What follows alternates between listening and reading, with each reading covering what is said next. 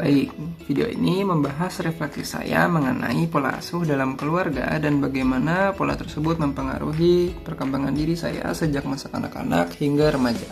Pembahasan ini juga dikaitkan dengan teori parenting dari Jane D. Brooks yang melihat pengasuhan sebagai sebuah proses yang dinamis. Tujuan dari video ini adalah untuk identifikasi pola asuh yang diterapkan dalam keluarga saya, memahami dampaknya terhadap perkembangan diri, serta merefleksikan kemungkinan perbaikan dalam relasi orang tua dan anak.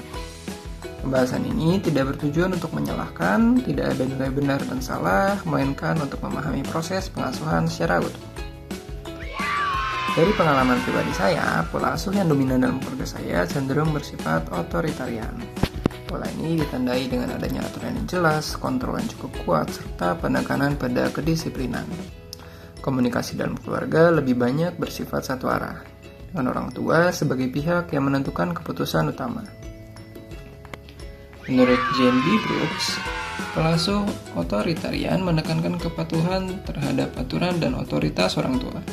Dalam pola ini, orang tua berperan sebagai pengendali utama, sementara kebutuhan emosional anak seringkali tidak menjadi fokus utama.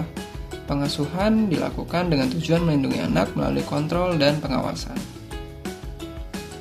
Dalam keluarga saya, peran orang tua lebih banyak ditunjukkan melalui pengawasan dan pemberian aturan. Relasi antara orang tua dan anak dibangun melalui tanggung jawab dan kewajiban, bukan melalui komunikasi emosional yang terbuka.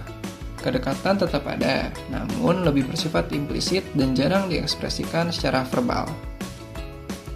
Pola asuh ini juga sangat dipengaruhi oleh budaya Tionghoa yang menjunjung tinggi disiplin dan pendidikan sebagai tolak ukur keberhasilan. Selain itu, nilai agama Katolik turut membentuk cara pandang keluarga saya terhadap moral dan perilaku. Nilai-nilai tersebut dipertahankan secara konsisten meskipun dalam beberapa situasi kurang menyesuaikan dengan perkembangan sosial dan teknologi saat ini. Pada masa anak hingga usia sekolah dasar, pengasuhan lebih berfokus pada perlindungan fisik, pembentukan rutinitas, dan kedisiplinan. Dukungan akademik mulai diberikan secara intensif dan prestasi sekolah secara perlahan menjadi indikator penting dalam menilai perkembangan anak. Memasuki masa remaja, kontrol orang tua tetap kuat meskipun anak mulai menuntut kemandirian. Kebebasan diberikan secara terbatas, terutama dalam hal pergaulan dan aktivitas di luar rumah. Emosi negatif seringkali kurang mendapat respon yang mendukung, sehingga konflik cenderung diselesaikan melalui penegasan sepihak. Dari keseluruhan pengalaman tersebut, pola asuh ini memberikan dampak yang beragam. Di satu sisi, pengasuhan membentuk kedisiplinan, tanggung jawab, dan daya tahan terhadap tekanan. Namun, di sisi lain terdapat tantangan dalam mengekspresikan emosi dan menghadapi konflik secara terbuka. Secara keseluruhan, pengalaman pengasuhan ini membentuk saya menjadi individu yang terstruktur dan patuh terhadap aturan. Namun, refleksi di usia dewasa awal ini menyadarkan bahwa terhadap kebutuhan untuk mengembangkan regulasi emosi dan kemampuan berkomunikasi secara lebih terbuka dalam relasi.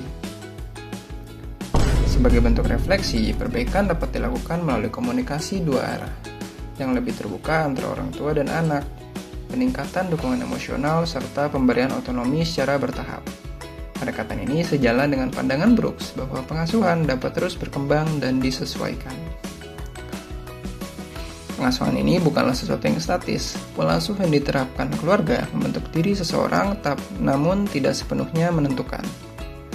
Melalui pemahaman dan refleksi, pengalaman pengasuhan dapat menjadi dasar untuk membangun relasi keluarga yang lebih adaptif dan bermakna di masa depan. Jadi dengan memahami kalau pengasuhan ini adalah proses yang dinamis, refleksi ini bisa menjadi langkah awal menuju relasi yang lebih adaptif. Terima kasih.